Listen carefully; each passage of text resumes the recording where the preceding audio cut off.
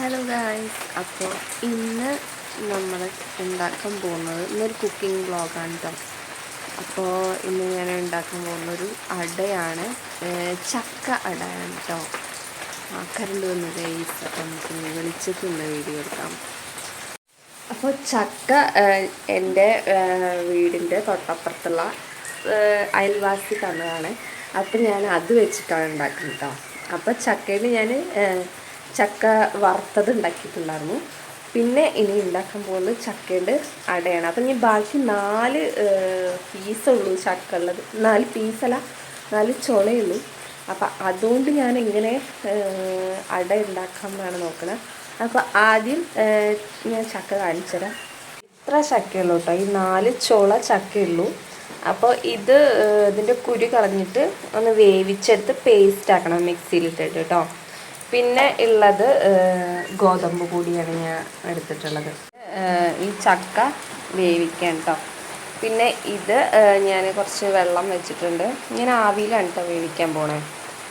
അട ആവിയിലാണ് ഉണ്ടാക്കുന്നത്. അപ്പോൾ വെള്ളം ചൂടായിട്ട് നമുക്ക് ഞാൻ ഇതിന് മുകളിൽ ആവി കയറ്റാൻ വേണ്ടിയിട്ട് ഇതിൽ അട ഇട്ട് കൊടുക്കാം കേട്ടോ. അപ്പോൾ ഇനി ഗോതമ്പ് മാവ് നമ്മൾ ഇലയിൽ ഇങ്ങനെ പരത്തി കൊടുക്കുകയാണ് കേട്ടോ. ഞാൻ 2 സൈഡും പരത്താൻ ഉദ്ദേശിക്കുന്നുണ്ട്, ഈ ഒരു ഇലയുടെ 2 സൈഡ്. കാരണം അതിൻ്റെ ഇടയിലായിട്ടാണ് ഞാൻ ഈ ഒരു ചക്കേൻ്റെ ഒരു പേസ്റ്റ് വെക്കുന്നത്. അപ്പോൾ 2 സൈഡ് ഞാനിങ്ങനെ മാവ് പരത്തിയിട്ടുണ്ട്. ഇനി നമ്മുടെ മെയിനായിട്ടുള്ള സംഭവമാണ് ഈ ഒരു ചക്ക പേസ്റ്റ്. അപ്പോൾ നല്ല യെല്ലോ കളറിൽ നമുക്ക് കിട്ടിയിട്ടുണ്ട് കേട്ടോ. ഇനി നമുക്കതിൽ കുറച്ച് പഞ്ചസാരയും കൂടി ഇട്ടിട്ട് മിക്സ് ആക്കാം, ചെറിയൊരു മധുരം കൂടാൻ വേണ്ടിയിട്ടാണ്. ഇനി നമ്മൾ നേരെ ഈ ഒരു ഗോതമ്പ് മാവിലേക്ക് ഈ ഒരു പേസ്റ്റ് നന്നായിട്ട് തേച്ച് കൊടുക്കണം കേട്ടോ.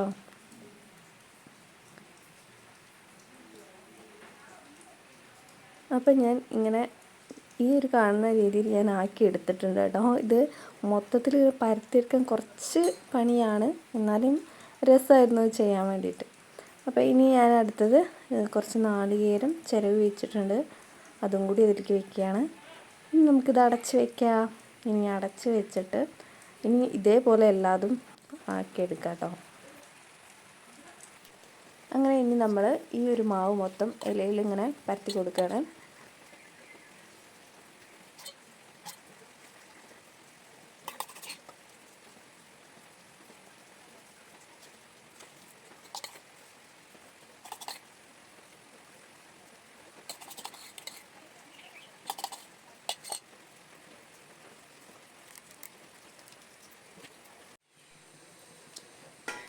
അങ്ങനെ നമ്മളുടെ വെള്ളം ഇവിടെ ചൂടായി വന്നിട്ടുണ്ട് കേട്ടോ. അപ്പം ഞാനതിലേക്ക് ഒരു പാത്രം, ഈ ആവി കയറുന്ന ആ പാത്രം വെച്ച് കൊടുത്തു. നമ്മൾ പരത്തി വെച്ച ഈ ഒരു അട മൊത്തം ഇതിലേക്ക് വെക്കുകയാണ്. നന്നായിട്ട് ആവി വരാൻ തുടങ്ങിയിട്ടുണ്ട് കേട്ടോ, നല്ല ചൂടുണ്ട്. ഞാൻ ഏകദേശം ഒരു 4 അട അങ്ങനെ വെച്ചിട്ടുണ്ട്. ഇനി നമുക്കിത് അടച്ച് വെക്കാം കേട്ടോ.